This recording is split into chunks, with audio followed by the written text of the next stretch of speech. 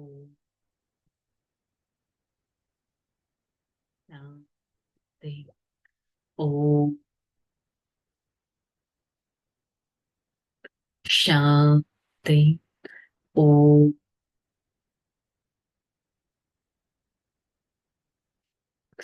శాంతి. ఓం శాంతి. నేను ఆత్మ సత్యమైన యోగ బలం కలిగిన వారిని నా ప్రియమైన తండ్రితో ప్రియమైన యోగాన్ని జోడించే వారిని పరమాత్మ యోగానితో నా స్థితిని శక్తిశాలిగా శీతలంగా తయారు చేసుకునే వారిని ఈ క్షణం నేను ఆత్మ యోగి స్థితిలో ఉంటూ ప్రియమైన తండ్రి పరమాత్మ వారి సన్ముఖంలో ఈ జ్ఞాన మురళిని వింటున్నట్టు అనుభవం చేసుకుంటాను. ఓం శాంతి. ఓం శాంతి. మురళి డేట్ 21/3/2025. ఈరోజు మురళి యొక్క హెడ్డింగ్, मीठे बच्चे तुम्हें अपना योग बल से सारी सृष्टि को पावन बनना है. तुम योग बल से ही माया पर जीत पाकर जगत जीत बन सकते हो. మధురమైన పిల్లలు, మీరు మీ యోగ బలంతో మొత్తం సృష్టిని పావనంగా చేస్తారు. బుద్ధి యొక్క యోగం పరమాత్మతో కనెక్ట్ చేస్తే పరమాత్మ నుంచి వచ్చే ఆ కనెక్షన్ ద్వారా నాకెంతో శక్తి లభిస్తుంది. అదే యోగం యొక్క బలం. దానితో మొత్తం సృష్టి అంతా పావనంగా అవుతుంది. యోగ బలంతో మాయ పైన విజయాన్ని కూడా పొందొచ్చు. మాయ పైన విజయాన్ని పొందితే జగజ్జీతులుగా అవ్వగలం. ప్రశ్న, बाबा का पाठ क्या है? उस पाठ को तुम बच्चे किस आधार पर जाना है? बाप का पाठ है सबके दुख हरकर सुख लेना, रावण की जंजीरों से छुड़ाना. जब बाप आते हैं भक्ति का रात पूरी होती है. बाप तुम्हें स्वयं अपना और अपनी जायदाद का परिचय देता है. तुम एक बाबा को जानते हो, सब कुछ जान जाते हो. భగవంతుడి పాత్ర, మన ప్రియమైన తండ్రి పాత్ర అందరి దుఃఖాలను తొలగించి సుఖాన్ని ఇవ్వడం. రావణుడి ఏదైతే ఆ చిక్కు ముడులు ఉన్నాయో వాటి నుంచి మనల్ని విడిపించడం. బాబా వచ్చేదే భక్తి యొక్క రాత్రి పూర్తిగా చేయడానికి. వారు స్వయం తమ మరియు మొత్తం పరివారపు పరిచయాన్ని మనకి ఇస్తారు. ఒక్క భగవంతుని తెలుసుకోవడంతో సర్వస్వం తెలుసుకున్నట్టు. అందుకే పాట ఉంది కదా, నీవే తల్లివి నీవే తండ్రివి అని. మరి ఓం శాంతి పిల్లలు ఓం శాంతి యొక్క అర్థాన్ని అర్థం చేసుకున్నారు. తండ్రి అర్థం చేయించారు. మనం ఒక ఆత్మ. ఈ సృష్టి మొత్తం ఒక డ్రామా. ఈ డ్రామాలో నేను ఆత్మ ఎంతో ముఖ్యమైన పాత్రధారుణ్ణి. ఎవరి పాత్ర? మొత్తం డ్రామాలో ఇంపార్టెంట్ పాత్రధారుడు ఎవరు? ఆత్మ శరీరాన్ని ధరించి పాత్ర పోషించడమే ముఖ్యమైన యాక్ట్. సో మరి ఆత్మ శరీరంలోకి వస్తుంది అంటే మీరు ఆత్మాభిమానులుగా తయారవ్వాలి కదా. ఎంత సమయం మీరు బాడీ కాన్షియస్ దేహాభిమానంలో ఉండేవారు, మరి ఇప్పుడు స్వయాన్ని ఆత్మ అని భావిస్తూ తండ్రిని స్మృతి చేయాలి. మన డ్రామా ప్లాన్ అనుసారంగా బాబా కూడా వచ్చారు. తండ్రి వచ్చేది కూడా ఎప్పుడు? చీకటి, రాత్రి, అంధకారం. వారెప్పుడు వస్తారు? దాని తిథి తారీఖులంటూ ఏవీ లేవు. ఎవరైతే లౌకిక జన్మ తీసుకుంటారో వారికి తిథి తారీఖులు ఉంటాయి. వీరైతే పారలౌకిక తండ్రి కదా, వీరికి లౌకిక జన్మ అంటూ లేదు. శ్రీకృష్ణుడి విషయంలో తిథి తారీఖులు సమయము మొదలైనవి ఇస్తారు. కానీ భగవంతుడి విషయంలో ఇదొక దివ్యమైన జన్మ కదా. అంటే స్వయం పరమాత్మ వీరిలో ప్రవేశించారు. ఇదొక అనంతమైన డ్రామాలో ఈ విధంగా రచింపబడింది. అందుకే అర్ధకల్పం రాత్రిగా ఉంది. ఎప్పుడైతే రాత్రి ఉంటుందో అనగా ఘోర అంధకారం ఉంటుందో అప్పుడు బాబా వస్తారు.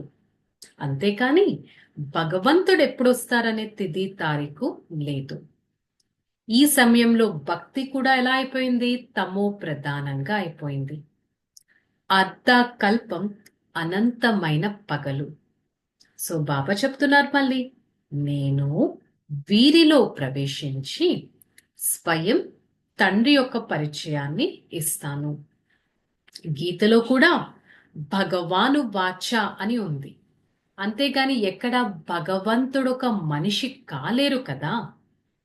భగవంతుడు కూడా మనిషి అయితే మనకి భగవంతుడికి ఇంకా డిఫరెన్స్ ఏంటి? ఇది ఉన్నదే మనుష్య లోకం, సత్యుగం ఉన్నదే దేవలోకం. అందుకే బ్రహ్మ దేవతాయ నమః అని పాడతారు. బ్రహ్మ ఎవరు? సూక్ష్మవతన వాసి. సూక్ష్మవతనం ఎక్కడా? అక్కడ మాంసము ఎముకలతో కూడిన శరీరం అయితే అక్కడ ఉండదు. అది సూక్ష్మమైన ఒక తెల్లని నీడ. మూలవతనంలో ఉన్నప్పుడు ఆత్మ నీడ వంటి సూక్ష్మ శరీరం లేదు. అలాగే ఎముకలతో కూడిన శరీరం కూడా లేదు. సో డిఫరెన్స్ చూడండి. సూక్ష్మలోకంలో ఎలాంటి శరీరంతో ఉన్న నీడ, అక్కడ జస్ట్ ఒక ఏంజలిక్ ఫామ్ అనేది ఉంటుంది. అంతేగాని ఎముకలతో మాంసంతో కూడిన శరీరం ఉండదు. అదే మూలవతనంలో వెళ్ళగానే ఆత్మకు నీడ వంటి సూక్ష్మ శరీరం కూడా లేదు. అంటే జస్ట్ ఒక పాయింట్ ఆఫ్ లైట్. అలాగే ఈ యాక్చువల్ శరీరం కూడా లేదు. ఈ విషయాలు మనుషులకి తెలియవు. తండ్రి వచ్చి అర్థం చేయిస్తారు. బ్రాహ్మణులే వింటారు, ఇతరులెవ్వరూ వినరు. బ్రాహ్మణ వర్ణం భారత్లోనే ఉంటుంది. ఇది కూడా ఇప్పుడే ఉంటుంది. స్వయం పరంపిత పరమాత్మ ప్రజాపిత బ్రహ్మ ద్వారా బ్రాహ్మణ ధర్మాన్ని స్థాపన చేస్తారు. సో పరమాత్మ ఎవరు? రచయిత అయ్యారు. వారెక్కడొస్తారు? ఈ పతిత ప్రపంచంలో వచ్చి ఈ ప్రపంచాన్ని పావనంగా చేయడానికి మన చేత పురుషార్థం చేయిస్తారు. వారు చెప్పే మొదటి పురుషార్థం ఏంటి? మీలో ఉన్న పంచ వికారాలను త్యాగం చేయండి, స్వయం శరీర అభిమానాన్ని వదిలేసి ఆత్మాభిమాని స్థితిని మెయింటైన్ చేయండి అని. సో ధారణలో कलयुगी सर्व कर्म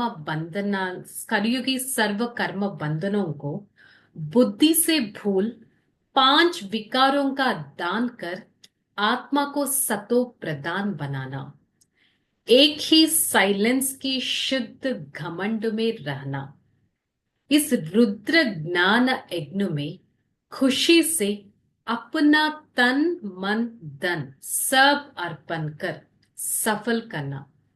इस समय सब कुछ बाबा के हवाले कर 21 जन्मों की बादशाही बाबा से लेनी है.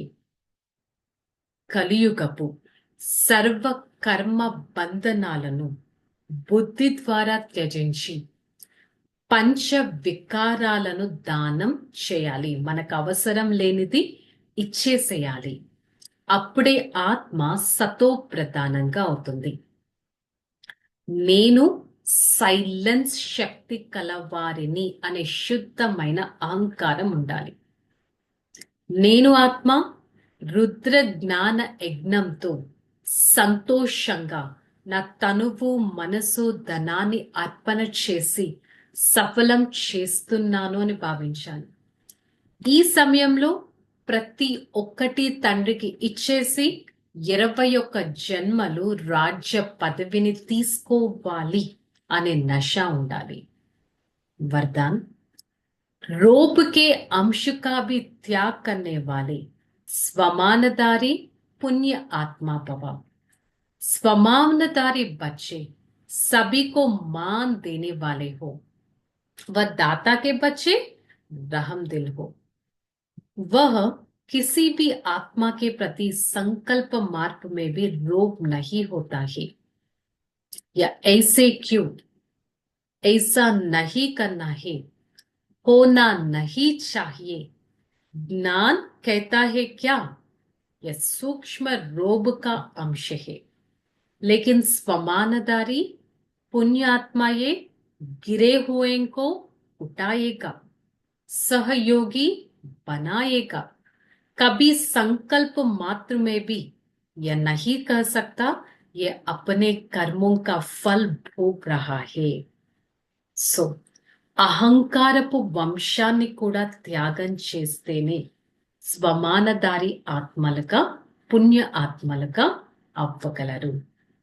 స్వమానదారి పిల్లలు సదా అందరికీ గౌరవాన్ని ఇస్తారు. బికాస్ స్వయం సెల్ఫ్ రెస్పెక్ట్ తో ఉంటారు కాబట్టి అందరికీ రెస్పెక్ట్ ఇస్తారు. వారు దాతా పిల్లలు కాబట్టి మర్సిఫుల్ హార్ట్స్ గా ఉంటారు.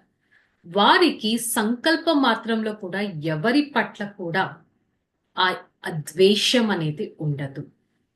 వారు ఇలా ఎందుకున్నారు, వారు అలా ఎందుకున్నారు, వారు అలా చేయకుండా ఉండాల్సింది, అది జరగకుండా ఉండాల్సింది, దీన్ని జ్ఞానం అంటారా? అసలు ఈ విధంగా సూక్ష్మమైనది కూడా వారిలోకి రాదు. ఎందుకంటే వారు స్వమానం యొక్క స్థితిలో ఉంటారు.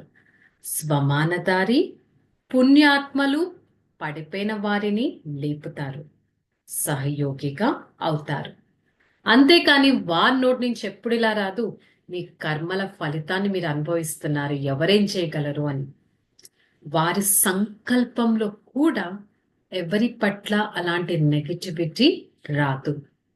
స్లోగన్, संतुष्टता और प्रसन्नता की विशेषता ही उड़ती कला का अनुभव करती है।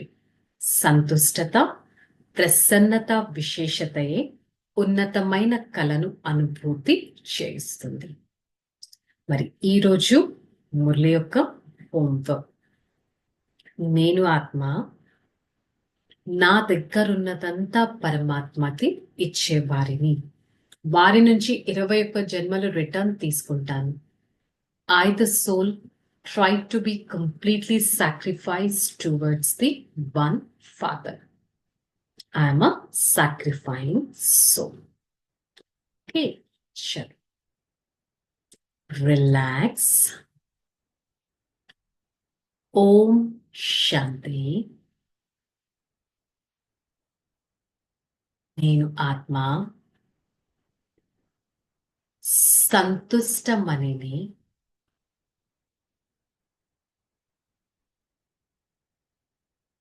సంతుష్టత నాలోని శక్తి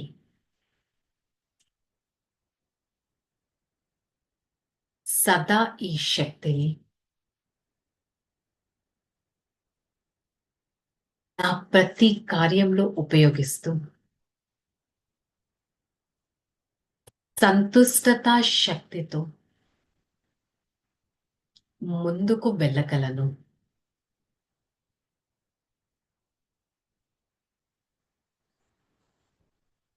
నేను ఆత్మ స్థిరమైన చైతన్యవంతమైన వారిని, నేను ఆత్మ సత్యుగి నివాసిని, సత్యుగంలో సదా ఉన్నతమైన ఆత్మగా మెరుస్తూ దేహాభిమాని స్థితిలో ఉంటాను. I, the soul, a detached being, I try to experience the completeness of myself. I am the point of light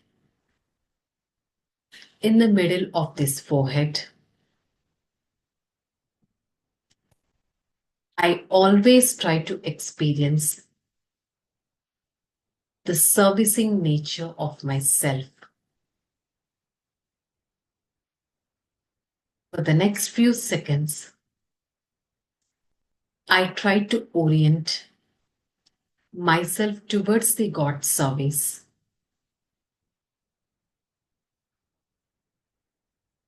and try to pay attention towards the one Father. Hey, Father, thank you so much for showing me the path of spirituality, the path to connect with each other. I try to follow this path and be a beautiful being. Om Shanti, Shanti, Shanti. I, the soul, experience the true connectivity from the Father. Spread such connectivity to every part of this body and be a detached being. Om Shanti.